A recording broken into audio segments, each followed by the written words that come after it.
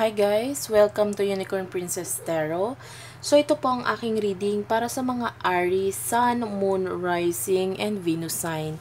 This is for Aries na no communication na. Ibig sabihin wala kayong usap, wala kayong chat, or pwedeng basta hindi kayo nakakapag-usap nitong person mo. Okay? Medyo, for some of you, medyo matagal na. Okay? Bahala ka na kung paano mo ilalagay yung sarili mo sa sitwasyon dahil pwede pong magkapalit-palit yung rules dito. Okay? Pwedeng halimbawa sabihin ko na ikaw yung may anak, pero pwedeng yung person mo yung may anak, bahala ka na. Okay? So, kung hindi ka makaka-resonate, check mo yung iyong Sun, Moon, Rising, and Venus sign. Okay? So, start na po natin. Kung magbabanggit ako ng mga zodiac sign, maaaring energy lang yung makuha ko or mabanggit ko na zodiac sign and hindi yung mismong zodiac sign ng person mo. Kaya wag mong pagbasihan yung mga zodiac signs na sasabihin ko. Okay, for what I can see here with the Ten of Cups, currently yung person mo is nasa happy stage siya. Okay? Or with the sun right here. Maaaring for some of you with the Seven of Wands, possible na medyo magkalayo kayo nitong person mo na ito. But then, for what I can see here, nandito siya sa stage na for some of you, pwedeng pamilyado na, there's marriage involved here with the Justice. Pwedeng there's legal matter or yun nga, may usap regarding contract, ganyan. Or so, pwedeng nga itong person mo or whoever sa inyong dalawa, ang married na. Kaya nagkakaroon ng problems dito sa inyo or kung bakit wala kayong communication. But then, main problem din na nakikita ko is children. Okay, lumabas dito ang children. So, maaaring kaya wala kayong communication kasi your person is currently busy dito sa mga children na ito kung may anak na. Okay? For what I can see here also with the Seven of Swords. Although may children kasi dito, merong itinatago itong person mo eh. Meron siyang bagay na hindi sinasabi with regards to his or her person na kasama niya ngayon. Okay? So, maaaring meron siyang itinatago, ikinukubli dito sa other person involved na ito. But then, I see a lot of happiness. Okay? And for what I can see here with the Page of Swords, I feel like you need justice or gusto mo ng hustisya. There's King of Swords right here. Gemini, Libra, Aquarius energy.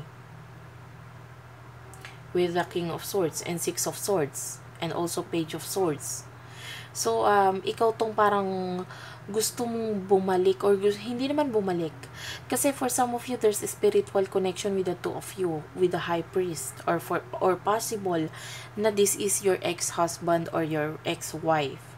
Okay? Pwedeng married kayo ng person mo na ito. Kaya lang, gusto mo ng pagbabalikan. Or for some of you, hindi pagbabalikan. Gusto mo lang nang sabihin na marami ka lang gustong sabihin sa kanya. Marami kang gustong ibulong. With the Queen of Pentacles, I see someone here na parang this is Taurus, I'm sorry. Aquarius energy with the Queen of Pentacles. I'm sorry. Medyo mabigat yung energy na nakukuha ko sa'yo. For na parang bumibigat yung loob ko. Kasi nararamdaman ko na parang marami kang gustong sabihin sa kanya. Marami kang gustong isumbat and marami kang gusto mo ng hustisya sa mga ginawa niyang sakit or ibinigay niya. Although for some of you, naka-move on ka na.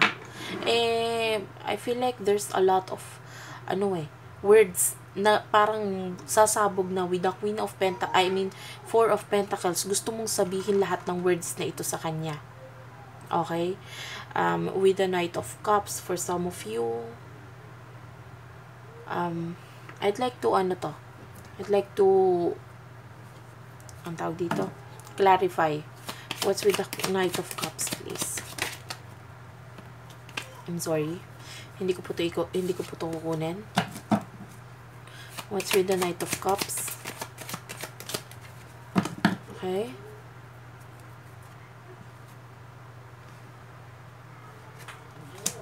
For what I can see here,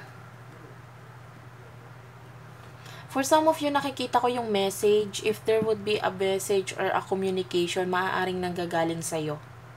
Okay? Maaaring ikaw itong nagbibigay ng communication or ikaw itong nagbibigay sa kanya ng message para to communicate. And with the 9 of Pentacles, for some of you, I see pregnancy here.